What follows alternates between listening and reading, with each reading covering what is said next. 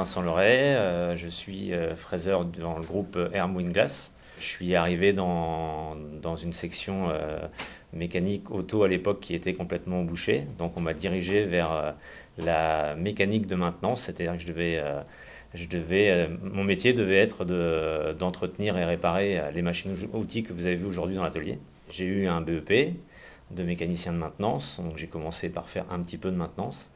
Et puis je me suis dirigé vers le fraisage. J'ai appris entre guillemets, comme on disait à l'époque, sur le tas. Devant la machine, on est tout seul à préparer notre travail. Mais c'est aussi un travail d'équipe puisqu'on travaille avec tous les pôles qui sont là. Ça veut dire qu'aujourd'hui, on a un travail qui n'est pas du tout routinier puisque c'est vrai qu'on va faire le même genre de pièce, mais à chaque fois, on change la forme de la pièce.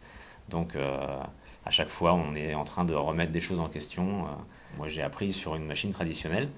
Et puis j'ai connu les premières machines à commande numérique. Mais aujourd'hui, oui, un jeune qui débute peut très bien commencer dans l'atelier et puis après se diriger soit vers le bureau d'études ou soit, pourquoi pas, chef de projet. Donc ça reste un métier très ouvert.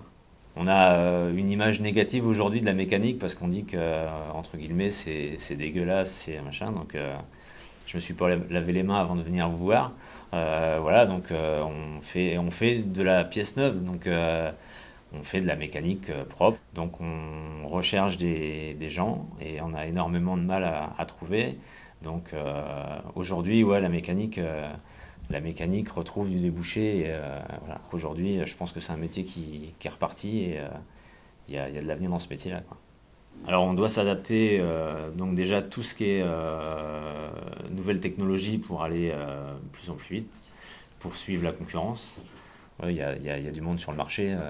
Alors je les connais pas tous parce qu'aujourd'hui c'est mondial, mais on en entend un petit peu parler et voilà, ce qui fait qu'il faut qu'on soit à cheval sur ce qu'on fait et si on veut rester leader dans notre métier, quoi.